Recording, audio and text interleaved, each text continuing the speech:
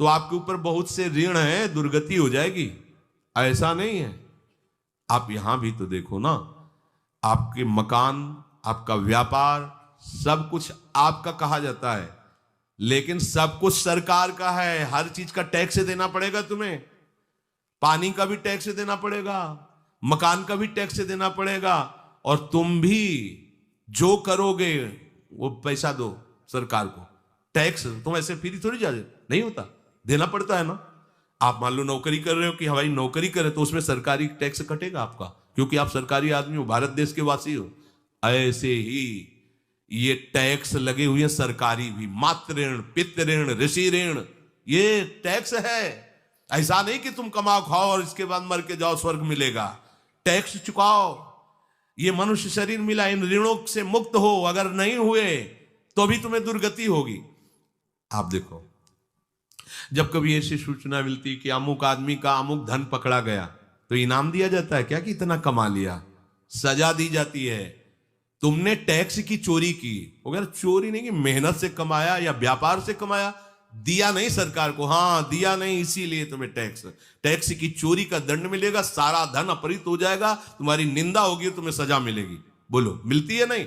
ऐसे ही ये लड़का, बच्चा, पत्नी, पुत्र, परिवार जो भी है, ये सब श्री भगवान का तुम्हें टैक्स देना है। क्या टैक्स देना है? भगवान की शरण होकर उनका सुमिरन करो, सारे ऋणों से वो मुक्त कर देंगे। एकादश स्कंद में कहा है, मेरा भजन करने वाले का कोई ऋण नहीं रह जाता। और नहीं तो महाभारत में ही प्रसंग आता है, एक जरत्कारु नाम के ब्रह्म ऋषि थे। ऋषि और भक्त में बड़ा अंतर होता है। वो तपस्या प्रधान, जैसे दुर्वासा ऋषि तपस्या प्रधान थे, वो बाल ब्रह्मचारी और तपस्या से युक्त एक दिन भ्रमण कर रहे थे, तो आवाज आई, मेरी रक्षा करो, मेरी रक्षा करो। तो उस आवाज की तरफ बढ़े तो देखा कुएं में उल्टा लटके हुए हैं बहुत से ऋषि, और एक केवल तंतु है, एक केवल तंतु है जिसमें दो चूहे लगे हुए उसको भी काट रहे हैं, एक काला और एक श्वेत। तो उन्होंने देखा और दयालु हो गए कि ऋषियों, मैं तुम्हारी कैसे रक्षा कर सकता हूं? तो उन्होंने कहा कि ये जो दो चूहे हैं रात और दिन हैं, और जो हम लोग हैं ये तुम्हारे पितर हैं। ये चूहे तुम्हारी आयु को काट रहे हैं, एक तंतु हमारे कुल में केवल तुम ही हो, और तुमने तपस्या की ठान ली, ब्याह किया नहीं, गृहस्थ धर्म में गए नहीं, पुत्र हुआ नहीं, तो तपस्या में, भक्ति में एक दम है कि सब ऋणों से मुक्त कर देगी। ये बात ध्यान रखना, तपस्वी अलग है, भक्त अलग। इसलिए पीछे चर्चा आई थी कि तपस्वियों से भी अधिक, ज्ञानियों से भी अधिक, कर्मकांडियों से भी अधिक वो मेरा भक्त योगी होता है। तुमने तो ब्याह किया नहीं, तो अब ये तंतु रात दिन तुम्हारे जीवन को काट रहे हैं, जहां तुम खत्म हुए हम सब नरक में गिर जाएंगे। पितरों ने कहा, तुम पितर ऋण से युक्त हो, मुक्त तभी होगे जब ऐसा करो। वो दृश्य खत्म, अंतर ध्यान हो गया। वो बड़े दुखी हुए कि क्या करें। तो उन्होंने मन में निश्चय किया कि ब्याह तो करूंगा पितरों के उद्धार के लिए। इतने बड़े तपस्वी हैं जरत्कारु जी, बड़ी महिमा है, लेकिन बात यहां फंस गई, पितृ। उन्होंने मन में निश्चय किया कि कोई आके अपनी कन्या दे दे और उसका भी नाम जरत्कारु हो। मैं बिल्कुल भरण पोषण नहीं करूंगा, और कभी हमसे कोई प्रश्न ना करे। ऐसी अगर कोई कन्या देगा तो मैं स्वीकार कर लूंगा। अब ऐसे ना नगर जाना है, ना किसी से बात करनी, तो वृक्षों से कहते, अपने पितरों के उद्धार के लिए मैं चाहता हूं कि कोई पाणी ग्रहण संस्कार करा दे, कोई हमारे नाम की कन्या को दे दे, और ऐसा ऐसा व्रत है। ऐसा ही बोल रहे थे कि वासुकी नाग उपस्थित हो गए, और उनकी बहन का भी नाम जरत्कारु था।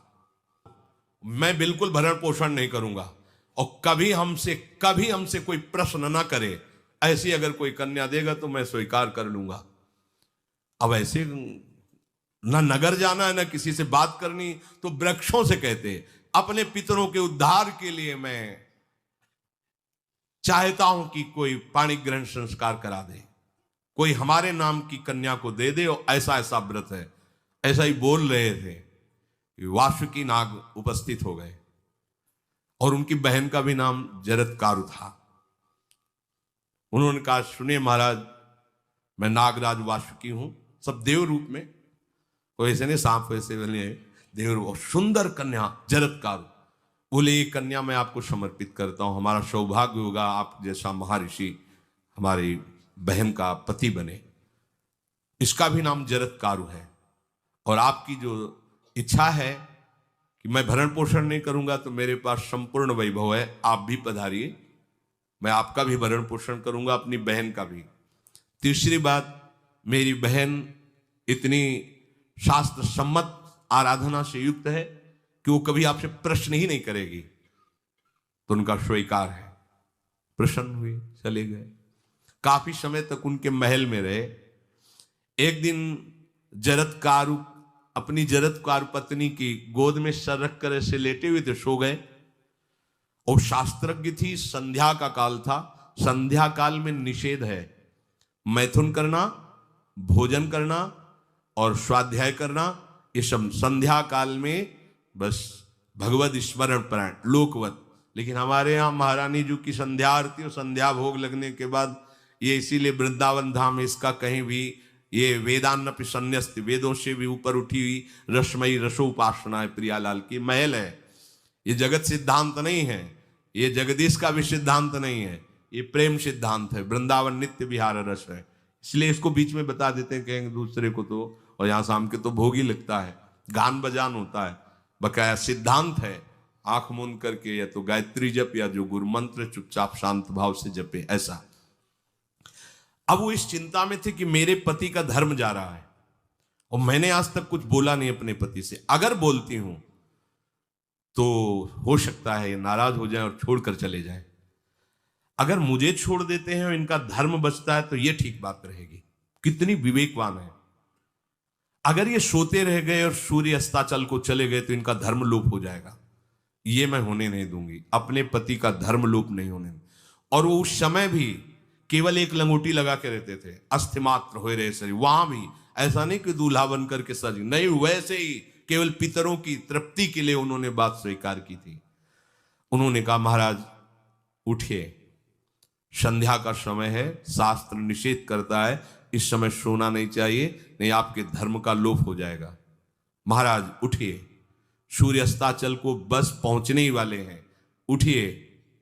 उठे एकदम लाल आंख करते हुए, तुमने हमें टोका कैसे, तुमने हमसे प्रश्न कैसे कर दिया, मैं अभी तुम्हारा त्याग करता हूं। बोले स्वीकार है, आपके धर्म का लोप ना हो।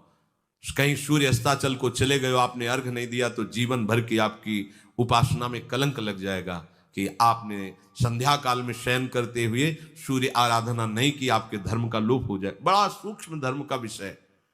तो उनका सूर्य की ताकत कैसे कि मैं सोता रहूं और वो अस्ताचल को चले जाए, ये ऐसे महात्मा थे। का सूर्य की ताकत कैसे, भगवान व्यास देव जी ने लिखा है, किसी कहानी की बात नहीं। सूर्य की सामर्थ्य कैसे है कि मैं अर्घ ना दूं और वो अस्ताचल को चले जाएं, सूर्य तब तक रुके रहते जब तक मैं सोता रहता। पर तुमने टोक दिया, अब मैं चला। जब चले तो उन्होंने कहा हमारे गृहस्थ धर्म का जो फल होता है, आपके पाणी ग्रहण स्वीकार का जो फल होता है, उसको बिना दिए आप कैसे चले जा रहे हैं। तो उनका आस्ति वो है, चले गए। उसी से आस्तिक मुनि का प्रादुर्भाव हुआ और उन्होंने आगे बड़ा चरित्र है उनका, आस्ति, तो उसी से नाम रखा आस्तिक। आस्तिक उन्होंने जन्मेजय की यज्ञ को बंद किया। आप सोचो, एक पितर की तृप्ति के लिए उनको ये सब करना पड़ा। और श्री हरिशरणम और निरंतर भजन, तो मातृण पितृण देवऋण ऋषि ऋण सब ऋणों से उपासक मुक्त होकर के परम धाम को जाता है, एकमात्र भगवदास है। पर ये मूढ़ जन इस बात को नहीं जान पाते हैं।